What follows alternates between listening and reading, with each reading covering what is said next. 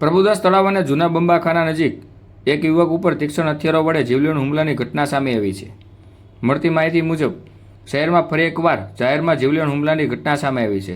શહેરના પ્રભુદાસ તળાવ અને જૂના બંબાખાના નજીક એક યુવક ઉપર 3 શખ્સોએ તીક્ષ્ણ હથિયારો વડે જીવલેણ હુમલો કર્યો હતો. ઇજાગ્રસ્ત યુવકના જણાવ્યા અનુસાર કરણ, ઋતિક અને સમીર નામના 3 શખ્સોએ તેના પર જીવલેણ હુમલો કર્યો હતો.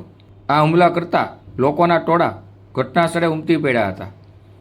ગંભીર રીતે ઘવાયેલા યુવકને 108 મારફતે તાત્કાલિક સલટી હોસ્પિટલમાં ખસેડવામાં આવ્યા હતા અને હોસ્પિટલ ચોકીમાં પ્રાથમિક નોંધ કરી આગળની કાર્યવાહી હાથ ધરી હતી.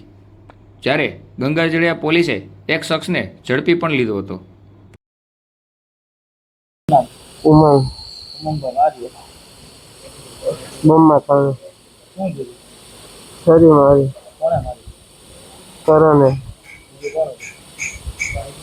કરણ હતો, ઋતિક હતો ને સમીર હતો.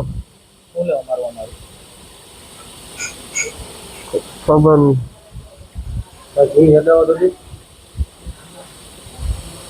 મારી પેલા વાઇફ પતિ ને એના ઘરમાં ભાગીને હોય ગયું.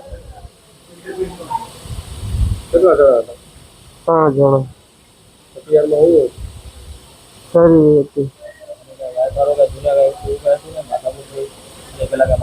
એની પેલા કાંઈ માથાકૂટ નથી થઈ.